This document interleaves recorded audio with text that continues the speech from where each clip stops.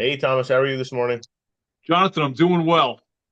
All right, a lot of topics for 2025 for all different industries and people out there that want to see what's going on. So why don't we dive right into it? We got I'll bring up the article and then we can go All through it right. and Well, how about we do before you do that, okay? This is very important. This is a warning out there for all businesses. Everything from mom and pop to corporate, all right? This is going to take in an equation of interest rates, inflation, credit lines for businesses as well. It's getting tighter. Increase of healthcare insurance premiums, which we're all being affected by, and also all insurance, including consumer debt. So you want to bring up that first article. That'd be great now. And this is what's interesting. A lot of people not realizing what's going on. We actually have a white collar recession going on right now in this nation. Um, and people might be going, oh well, hey, listen, that's not too bad, but it looks like we got all these other jobs being hired. But you got to understand, these white collar jobs are six-figure market jobs. That's the big thing. When you start digging into it and to see where these job losses are and they're not being replaced, by the way, there's been over 1 million jobs lost that have not been replaced in just the last 14 months. That's some serious numbers, all right?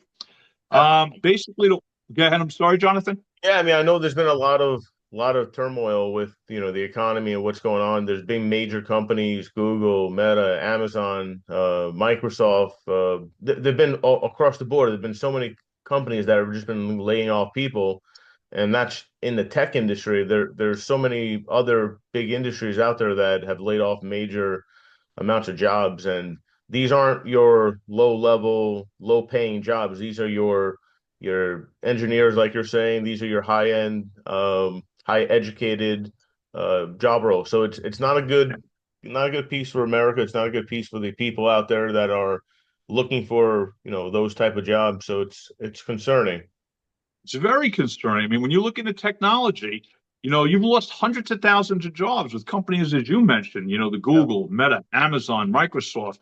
You look at the finance industry, you've also lost hundreds of thousands of jobs there, the Goldman Sachs, the Citigroups, the Wells Fargo, et cetera.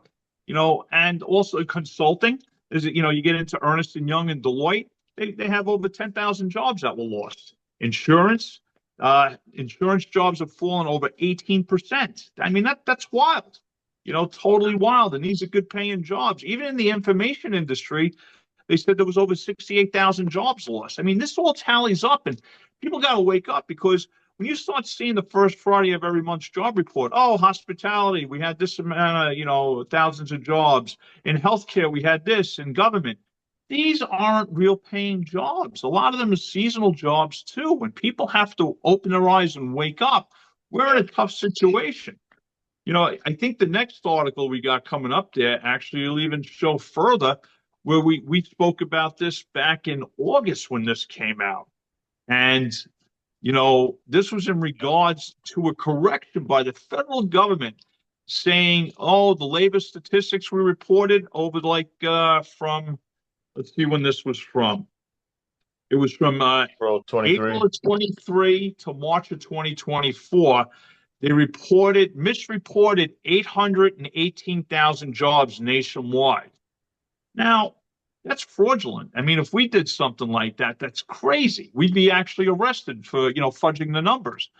I mean, between the white collar recession that we're in, okay, and we're not coming out of it right now. Just because the orange man's coming in, don't think things are going to happen right away because they're not. Because, you got to think January 20th, he gets sworn in. He's got his, staff of people that got to go through the hearings. That's going to take 4 to 6 weeks for them to get approved. Then they get into the job. So now we're looking, if they all get approved, that's like mid-March, they're in there. Then they got to assess everything and implement everything. It takes months to make things happen. And that's what it comes down to, months.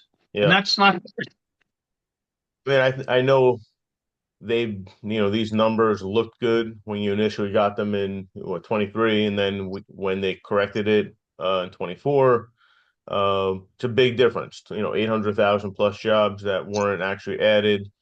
There's a lot of other factors, right, that we maybe you don't think about, but how much are those jobs paying, right? Are they looking, because I can tell you from an employer that the employees out there that are looking for jobs are less qualified a lot of the times, and they want more money. So it's not an easy thing for employers either to find good people that are looking to work that are actually worth the money they're asking. So there's a lot of variables in there, but as a whole, yeah, we need better educated or better skilled people coming into jobs, getting paid what they deserve. Because what we're seeing a lot of is people that they want the money that they think they deserve, but they don't have the skill set that's needed to run the role. So Mhm. I'd also wonder if maybe it's not, but I'm just thinking out loud. Maybe that downshift in jobs not coming on board it could be because people that are looking for jobs aren't really as qualified either. Well, the flip side of that is because there was an article. It said hiring managers are overwhelmed with the number of applications they're getting per opening, which has Yeah. skyrocketed. Okay, so I don't know the further details on that, but I will say this: businesses out there, everything from the people on Main Street all the way to corporate, you know, with all the root causes that aren't clear why this is truly happening, successful navigating will change the waters with you requiring to be focused, determination, and due diligence and keep looking at that landscape. Okay. And you got to watch to see what's happening. Your thoughts on that, Jonathan? I mean, you do. I mean, as far as all the applicants applying to jobs, that's because I mean, it used to be, right, that you had to hand in your resume to employers back in the day. Then it used to be that you would just email your resume, whatever, a Word document, a PDF, whatever it may be. So you actually, physically or digitally needed to do things like that. Now it's with things on Indeed or Career Builders, whatever they may be, you literally can apply to 1,000 jobs in like 20 minutes. Mhm. So it makes it very difficult for hiring managers to go through these resumes, and they might say things like, on-site required, or, you need to have this skill or that, education or that experience. And none of them have any of it. Not none of them, a lot of them don't. Let's say 80% of them aren't qualified to even apply to the position, but what did they look at? They looked at, the salary, the hours, or the location, remote or whatever it may be. So they're just applying. And from my point of view, I'll put out a job and I'll get a few hundred people that apply to it. And then it literally takes me like a few hours to go through it. And uh, a lot of them I had to skip over because I can see, okay, they're from overseas or they're clearly not the right fit. It's because they don't have the skill set or they don't have the certificate that they may need to be involved in the business. So it's difficult, for employees and employers at that point. Oh, yeah, without a doubt.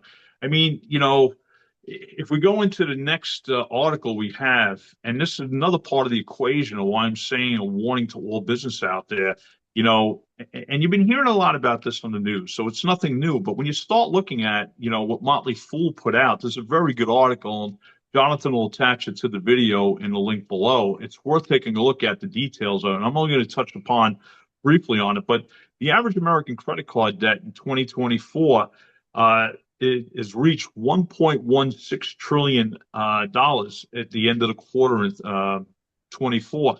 The average debt per American is $6,380. And the delinquency rates are incredible. The 30-day delinquency rates are at 8.8%, and serious delinquency is at 7.1%. This is not healthy when you start looking at the economy. Two-thirds of Americans are living paycheck to paycheck. Think about that. 66% of Americans are living paycheck to paycheck. That is not good. And again, with Trump coming in, we will not see things get better until probably sometime in the third quarter. That third quarter is going to probably be September into the fourth quarter of October. That's what you're going to start seeing effects. But it's going to be rough. It's going to be very rough until then. Jonathan, your thoughts? I mean, it's a terrible thing that people have to live like that. No, but it doesn't surprise me, right? Because what have we seen over the last few years, right? Less people really want to work. A lot of people want to work part-time where they have no commitment. A lot of people are, just kind of taking it in, doing what they can, doing freelance work. They're not making steady money, so they're relying too much on their credit cards. And then the obvious piece here is that things have skyrocketed for everyone, right? It's not like I want to buy an expensive handbag or an expensive car or a watch. It's everything, food, electric, heating costs, oil, gas, everything has gone up. So it does not surprise me that people are spending more and have a higher debt on their credit card because I know even ourselves, we're spending more because everything is just much more expensive. So who does it affect the most? It affects the lower income and middle income people the most. Hmm. Spending when you're making $50,000 or $30,000 or $60,000 a year, when things go up, five, $10,000 more per year, it affects those people the most. It doesn't affect the people making $5 million a year, $10 million a year because they're, what's an extra five, $10,000 out of their pocket? It's nothing. So that's No, what a it's lot of true. people don't realize. Like these policy changes that we've made, maybe we don't understand what exactly they're doing, but we're seeing the effects of them, and the effects aren't good for the middle to lower income people. Oh, Um, you're absolutely correct. And think about all the money that's wasted on these free programs that they just keep pumping out, pumping out. They need to pull back a lot of this, money that they're giving out to all these programs and actually start auditing things and being serious about the taxpayers' money. That's what they have to start doing, the government, which I don't think will happen, but they should be doing that. I mean, I'd say for the honest, hardworking person that may not make a lot of money, those are the people that are getting affected the most because they may not be the people that are getting any of that money from the government to help them with rent or with food stamps, whatever it may be, but they're the ones that are putting in those 40 plus hour weeks to, get by and everything from healthcare to food to energy to, everything. Forget about if you have an issue, you have to get some kind of procedure done, you need to get something fixed on your house. Everything is through the roof. So it's again, it doesn't surprise me that people are holding debt on their credit cards and they can't pay it. It's also think about this: the credit card interest rates have gone up. So where some people may have been okay paying, 10, 12% interest on their debt that they own on the credit card because maybe they paid the minimum payment plus a little bit extra to kind of get that balance down. Now the Mhm. credit card interest rates could be in the 20s. So Yeah. you can barely can pay those minimum payments. So Mhm. it's not good. Speaking of things through the roof, why don't you pull up the next slide? Because this affects, so many people. And I know, we briefly spoke about it on your side of the fence. There's a health insurance cost. And this is an article, from Massachusetts where they say health insurance costs will soar for Massachusetts residents in 2025. They expect the premiums to increase 8 to 10%, while others will face cost spikes as high as 15%. Now, why don't you personally share what was happening in your neck of the woods for yourself there, Jonathan, in I regards to mean, health insurance? it's I think anyone out there that's had to pay for their own health insurance for them and or their family, or even if your employer provides you or participates in giving you health insurance, if you're paying a portion of that policy price, I'm sure this year, like more than any other year, you've probably seen a huge increase. I know we've seen like a double, so what we have to pay is double what we were in 24. So it's a it's a scary And thing for people. and and Jonathan, that double is dollar amount. How much for you? Over $8,000, right? Right, when you think of it like that, it's a lot of money. Yeah, Um, I mean that's a raw number. You think $8,000 and you're a family of three, that's what you have to pay additional now. And that's crazy.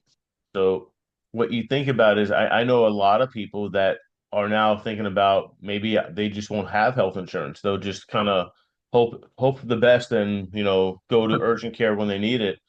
It's not good when you have people that are thinking about that. It's everyone should have health insurance. It's one of the things that we should all have. Everyone should have the right to be healthy and get what they need, preventative type medicine and whatnot. Um, and it just always, it's always, when you really think about it, if you go to the doctor, I go to the doctor, and someone else comes to the doctor and pays cash, we're all Mhm. going to be paying different prices. You know, the insurance company is going to pay different for you, different for me, and the guy paying cash may get a better price. Yeah, Um, I don't understand that, nor should that be something that is allowed. There should be, you know, straight pricing across the board for everyone and anyone. Um, the day that we're paying, you know, one person pays 15, you know, the insurance company, because you see it on your EOB statements that the insurance company paid $15 for that visit. But mhm. if you had to go in, they're going to charge you $150. So how does that make sense? It doesn't. And you know what? And going back over 10 years ago, oh, Obamacare is going to cure everything. No, it's actually made things a lot worse. And that's the problem. Yeah. You had said something, and it's true. People like debating, hey, maybe I won't have health insurance. You know what? You're hearing that also. We're hearing that down in Florida. It's like about people like, hey, should I even have home insurance? It's like, it's getting too expensive. It's costing me, $8,000 a year for, home insurance. So it's just like this is wrong. What's going on? It goes back to that guy. I always think about the guy Klaus Schwab, who, the World Economic Forum, when he came out with the book in July of 2020, COVID, the Great Reset. Meanwhile, COVID happened in March of 2020. He has this book already done. It's a thick book, and he says you'll own nothing and be happy. It's like they're outpricing everything on everybody, even your food. They're outpricing it. I mean, the food we're eating isn't even real food. A lot of it. It's just all processed bullshit. It's not healthy. It makes me think, should we move to the Philippines, Thailand, or Malaysia where we can pick things off the tree and eat? And if you got some money, you got $30,000 a year, you're going to live like a king and queen in those countries. It's something's got to change. Hopefully, this new administration will help push it in the right direction. Though I don't know if it's true. I thought I heard him say that it's going to be tough to get down certain prices. So I hope that, you know, he's able to make those changes. Hopefully, you know, with that efficiency task that what is it, Elon Musk and Vivek are doing. Yeah. Hopefully that helps the government spending to go down and they can be more efficient with how they're buying things because Well, we yeah. as a people need things to be cheaper, right? It's not just for you know, only the rich shouldn't be the ones. It should be all different classes, all different, you know, income levels should be able to afford what they need. It's not fair for Johnson, let everyone. me let me ask you a question. Okay. When have you ever seen prices come down once they went up? It's the problem. They you know, once they test it out, they see people are still buying. What's the point of putting it down? They're not going to. They have to. You got to get things under control. And listen, I'm not trying to be a Debbie Downer. Trump's not going to be able to, his policies will not help until like September, October. That's the reality of it because Washington D.C. drags their ass on everything. So it ain't going to happen that quick. Again, if I have to do closing comments, this is what I'm going to say. One, strap in and navigate with your eyes on the landscape in front of you. Two, focus and watch the trends in the news, the markets, what are consumers doing, what's the government announcements. And these are all going to be tells. It's going to be like sitting at a poker table. So you got to be smart. And this goes for consumers. Same thing. All business owners, same thing. You Yeah. got to watch and you got to listen and be careful. Because what's going to happen with a lot of these publicly held companies, you're going to have the board chairmen and the stockholders. They're going to want to see results, so they're going to have to start hiring white collar people, but I don't think it's going to happen until the second half of this year. you know but Yeah. that's my personal thoughts, but I'm going on what I've seen in the past over the last 20 years. So it's kind of like, all right, this is what's going to go, but you keep our fingers crossed. Do you have anything to say so we can end this today? Yeah, I think it's a matter of, you know, being smart with how you live your life, paying attention to all the things around you, paying attention to pieces of the news. Not that you need to follow every little thing, but it's important to know what they're saying so you know how to judge things for yourself. I know that, you know, being very careful with how you spend your money, being careful with how you plan for your future, investments, whatever it may be, it's an important piece that everyone needs to start thinking about. And you know, the credit card debt's an issue. You know, that's something that people need to, you know, try to take control of. Don't buy things that you're not really needing at this point. Let's try to get out of out of the sinking hole that we're in, and see if we can get to a, stable ground. Speaking of credit card, I heard something the other day. I got to research it, but they said, basically after the first stimulus checks that were actually sent out, they said they got credit card debts down to $500 billion it was. So basically over, a 3+ year period, it's more than doubled again. So again, like you said earlier, it's the effects of the economy we've been living in because of inflation and everything else, plus the interest rates, more than doubling. Yeah, well, I mean, I think that the spending problem, the stimulus checks probably helped the spending problems because people got into the habit of buying things that they didn't need because they just were getting free money. So once that stopped, what do you think they did? They just used their credit card again. Yeah, no, you're right. Totally right. It's unfortunate people are conditioned that way. All right, Yeah. Jonathan, listen, been a great segment. Hopefully, we're going to start off the good, year in front of us. And we're not trying to be bearers of bad news. We're just giving you what's the facts out there and what we see what the landscape is so you can be strategic and navigate and manage. Thumbs up, hit the like button, share. Have a great weekend. Take care. Bye, everyone.